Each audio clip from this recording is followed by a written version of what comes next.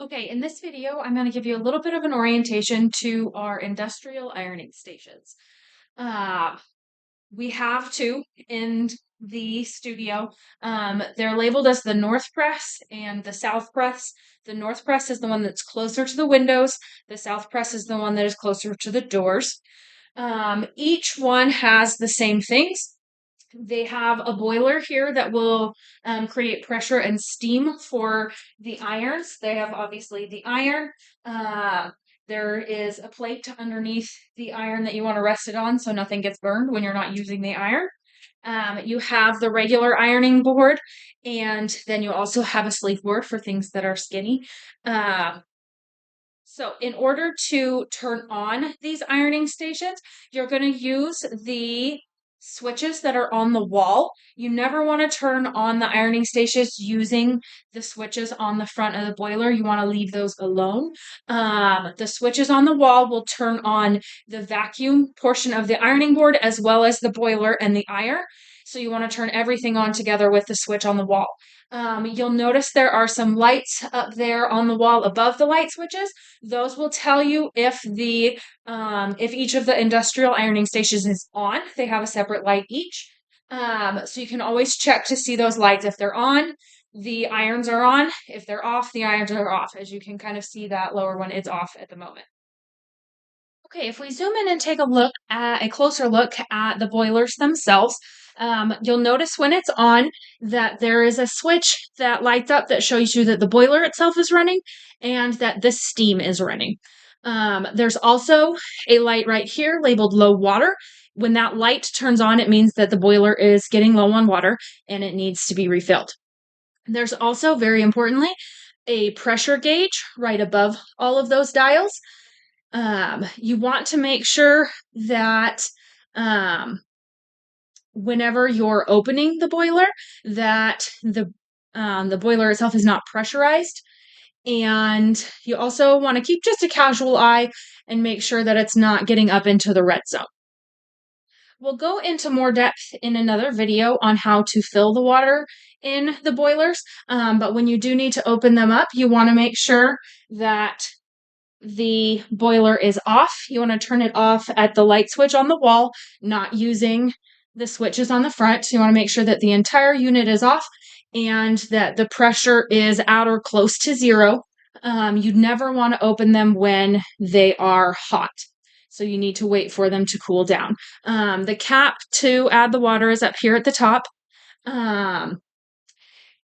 Tip for using the boilers. If you are the first one in the studio and you're turning the ironing stations on, I would recommend checking the water level before you turn the stations on. It takes kind of a while for the boilers to heat up and build the pressure that they need, and it takes them a while to cool down and depressurize if you need to add water. So I strongly recommend before they've been turned on for the day, if you're the first one here turning them on, check the water level and top it off so that you don't have to stop in the middle of a work session to let the boiler cool down all the way, add the water that you need, and then heat it back up so that it's ready to use. You always want to kind of watch out for that light to come on. If it does, just turn the station off at the light switch and wait for it to cool down before adding water.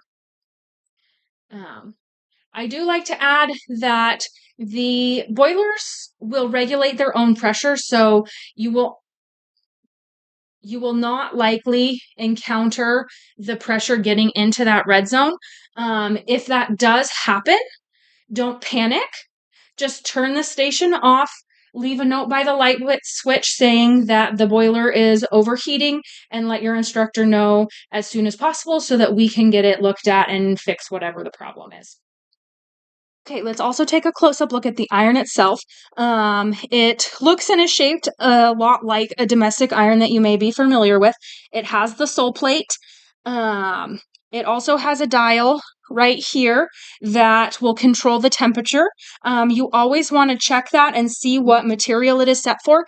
Because this is a shared space, you never want to assume that the last person using this iron was also working with the fabric you are.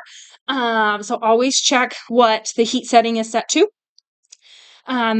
Obviously, we want the iron to be set down on the silicone protective rest so that nothing is damaged. Sometimes these cords will try and kind of push the irons this way.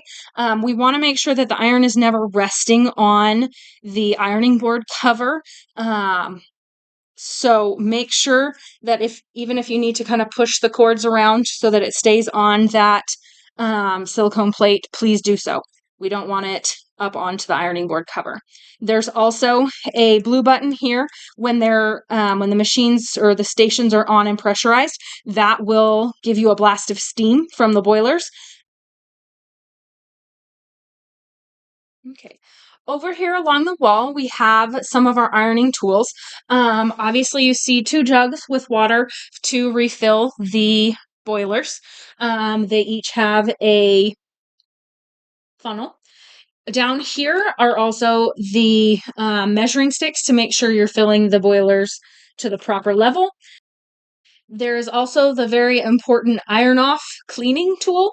If you ever get residue or melted material onto the sole plate of the iron, this cleaning iron cleaner is over here to use.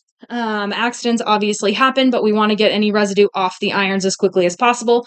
The sooner you clean them after residue gets on them, the easier it comes off and the sooner that we can start using them again.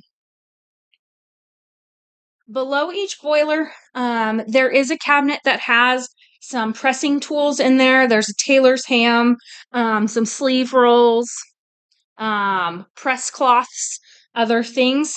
So there is a cabinet under each boiler, and then the domestic stations each have a filing cabinet next to them that have similar tools. With your pressing tools, you'll also find two different types of press cloth. You'll find the smaller silk organza ones that are great for putting between your material and the plate of the iron to protect your material and the iron. They're also quite see-through and you can see what you're doing, which is great. They're a little bit smaller, obviously, so they'll need to be moved around. We also have these larger muslin press cloths. Anytime you are working with fusible interfacing or anything fusible that has adhesive on there, you want to use one of these larger muslin press cloths to cover the ironing board before you put your material down. These will help prevent getting that fusible adhesive onto the ironing boards themselves and help our ironing boards stay clean and stay well functioning for a very long time. Okay, one more cool feature on the industrial ironing stations is the vacuum function. So down on the floor at your feet, there is a foot lever, and if you step on it, it will make a loud noise, but the vacuum pulls the heat and the moisture away from your fabric as you're ironing, which gives you a more crisp press and a more professional finish. Okay, to actually add water to the boilers, you're going to want to unscrew the cap on the top. Even when it says that the pressure's at 0, you'll kind of hear that it does release a little bit of pressure as I remove the cap. If it's releasing quite a bit, just kind of stop and let it finish releasing until you finish unscrewing. Okay, before you add any water, you want to check the water level of what's already in the boiler. So if you look at the measuring sticks on that are on the shelf, you want to find the side that has your max line and your min line. So maximum and minimum. Obviously, we want our water in between that level. It's very important that the water is not above the maximum line. There needs to be some empty space in the boiler in order for it to create and hold the pressure it needs to give you steam. If the boilers are over full, then the irons will, they'll spit water and they'll drip water, which isn't good for your project. So it's really important that we don't overfill the boilers. So you want to watch for that max line. We're going to stick the end of the stick that's closest to the min line down into that hole. And then once it's in there and it's at the bottom, you want to put your thumb over the top and pull it out. And you may or may not be able to see on camera, my water level is right here, which is pretty close to maximum. So I don't need to top this one off very much. I'm going to move my thumb upward, release that water so it drips back down into the boiler. And then I'm going to place my funnel into that hole, and I'm going to very slowly pour some water in.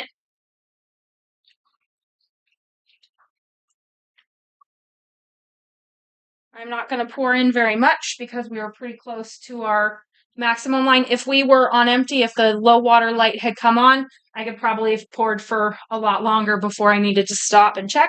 But you want to stop and check at regular intervals so we don't go past that maximum line. It's difficult to get the water out once it's in there. So we're pretty close to right at that maximum line. So I'm going to stop filling for today. I'm going to release my thumb and let the water drip in there.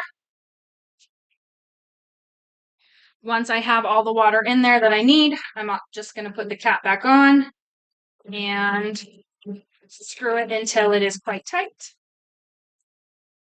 And then my boiler is full and it's ready to turn the station back on.